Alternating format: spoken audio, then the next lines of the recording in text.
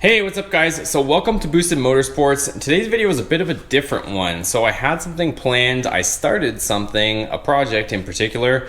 It didn't go as planned, and now I'm making this video to show you where we're at, what's going on. So let me cut to before what we got going on in the background. So I'll show you that video here. So these are the headers here. They are just a cheap set of headers that we're going to try out, see how they fit, and see how they look. And here's what we're left with. So it's off probably about half an inch.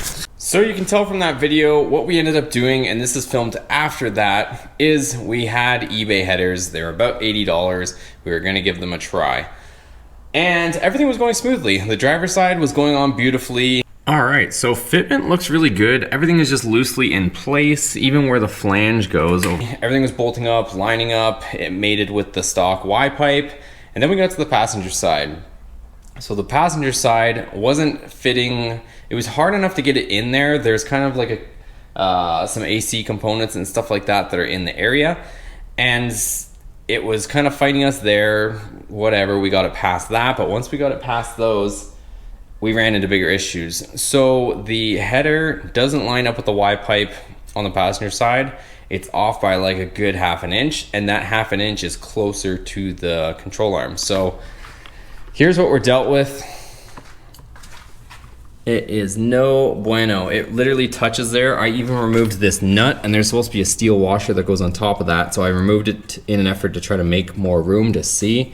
And I mean, they're close. They are dang close. And I even tried to bend these once I bolted them to the head. Try to bend them, but they're actually stronger than you would think. So I tried to see there if I could maybe tweak it or something to get it to fit. I put a big bar in there. It didn't want to budge. Well, I mean, it did budge, but it just sprung back to where it's originally was fabricated. So that didn't work. So that's what leads us to today's video. So my unfortune turned into fortune because somebody just so happened to be getting rid of a set of Gibson headers that were ceramic coated. So here's what we're left with now. So these are pretty expensive. I know a lot of people are saying to go with long tube headers, but with the plans for this truck, we were originally just trying to fix an exhaust leak from the factory manifolds. So they had to come off anyways, and like there was just old hardware on there. The gaskets were toast, they were leaking. Most of the hardware that was on there was even actually loose. But we got these. So if you guys look these up, they're actually really expensive. So there's the Gibson stamp, so that you guys know I'm not playing any games. Not that I ever have, but so Gibson.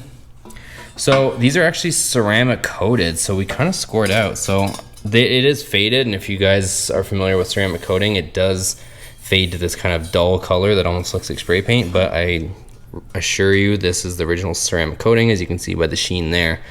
So we got ceramic coated headers, and these look much better obviously than our eBay ones.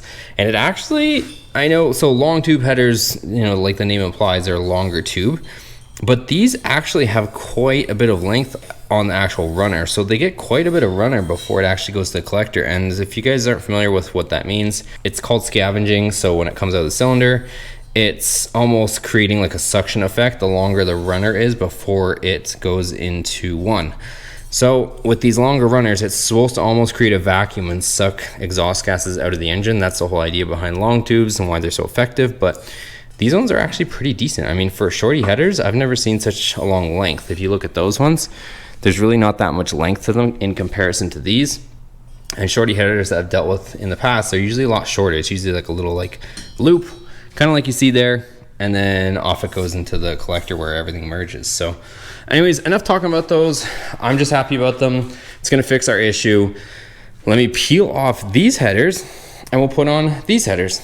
So we got the Gibson header up here, and look at that fitment without even tightening anything down. I just have two bolts literally just pinned there holding it, and it lines up perfectly with the downpipe, gives us the clearance that we need and want, and I literally haven't even bolted it down. It's still loose. Only difference with this one is it's gonna be a little bit harder. We're gonna have to do that little like mini wrench thing to get into a lot of these bolts, but whatever, at least they fit. Let's get cracking, get those 1-inch bolts in. In case you guys are wondering, they are a 5/16 18 by 1 inch long bolt that we'll be using to put the headers on.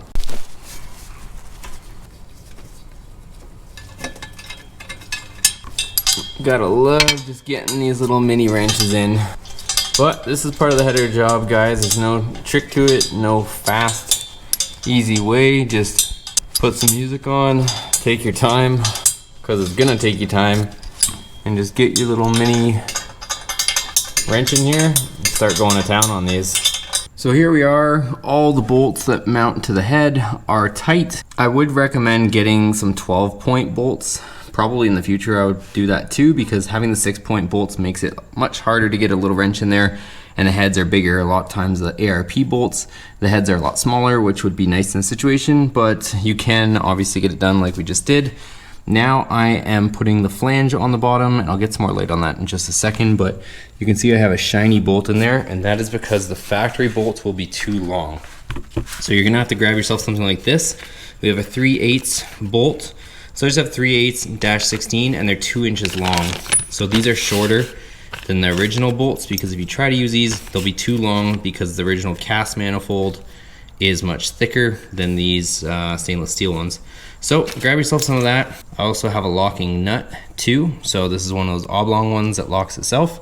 So we're gonna be putting these on, and we'll tighten it up, and then this side is pretty much done. So we've got the passenger side all installed, all tight. Let's go ahead and move on to the driver's side. So same deal over here. If you guys watched the last video, you remember that we put this on. This one actually fit. It got pretty dang close. It looked pretty good, honestly. But yeah, it seems to bolt up decent, but it was the fact that the passenger side was off that we couldn't utilize this one.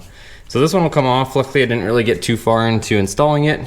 Just kind of put the bolts in and was getting ready to go, but let's take it off. We'll put the Gibson on there.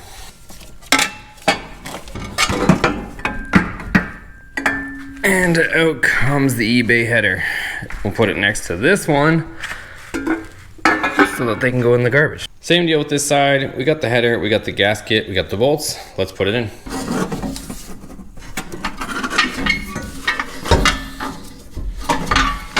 All right, so I would suggest getting most of them from the top here, at least on this side. You can do the same on the other side, but on this one, the first bolt, the second bolt, third, the fourth, and the fifth are all pretty well accessible from the top. So in my opinion, I would get them from here. One thing I did do is I pulled out those spark plug shields. So if you just grab a set of channel locks like that and just kind of grab on them and twist them a bit, they'll pop right out. So eventually I was planning on taking them out. I wasn't planning on taking them out just yet, but to get to this bolt, it is near impossible to swing a wrench on that, and you have to get a wrench on it. So when you have those spark plug shields there, it's nearly impossible. I was kind of gonna leave them on until I got new wires with the kind of those boots or heat shields that go around them. But I think I might leave those two out. I don't think it's gonna be the end of the world just for a little bit.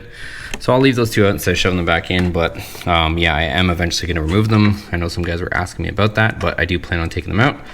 It just happened a little bit sooner than later on those two. And then on the bottom, we're pretty much ready to go. So this one here, the last bolt, which you can probably hopefully see. Let's see. And I got some glare, but the last bolt up at the top there, right there, even with the glare, you can still see it. That one there, you can get an extension through. So I use a series of extensions, just two, and you can get perfectly on it to tighten it down. So now I'm gonna go ahead and put my two bolts in on the flange, and we can wrap this up. So everything's on, everything's good, everything's tight, everything lined up, thankfully, not like those things. So only thing left to do now is I'm gonna start it, check for any leaks. I'm gonna kind of let it heat cycle a little bit so that in the morning I can do a final tighten. But that's pretty much it. Let's see how she sounds and if it leaks.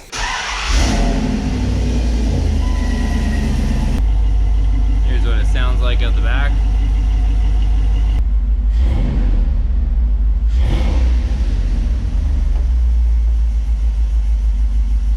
Doesn't sound like we have any exhaust leaks, which is good. You're gonna hear a bit more valve train noise, but I don't hear any exhaust leaks.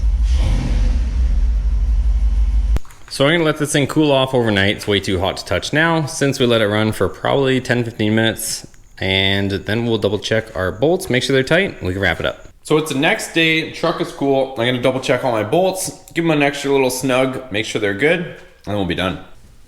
So a few of these bolts from the top are actually tightening down a little bit more after things have cooled off, so it's definitely not a bad idea to heat cycle things. So we got a few more turns, more on the passenger side for whatever reason, but that side seemed to be a little bit louder, but I think everything should be sealed up, so not a bad idea to heat cycle it like we did. So that's gonna be it for today's video, you guys. I hope you found it informative, entertaining, and you guys can see the difference between using a quality name brand header and something that is no names. So I did this for fun, so don't worry about the whole work aspect of it. I kind of just wanted to do it, see what the results would be, and I'm still happy with the outcome, and I enjoyed the experience and getting to share it with you guys. So if you guys like this video, make sure you give it a thumbs up, hit that subscribe button, turn on your post notifications so you're notified of all the latest videos to come. Also, consider hitting that join button. You can support Boosted Motorsports, support your boy. It helps the channel grow, it helps fund all these mods, and your support is appreciated. As always, guys, make sure you check out the next video. Thanks for watching. We'll see you on the next one.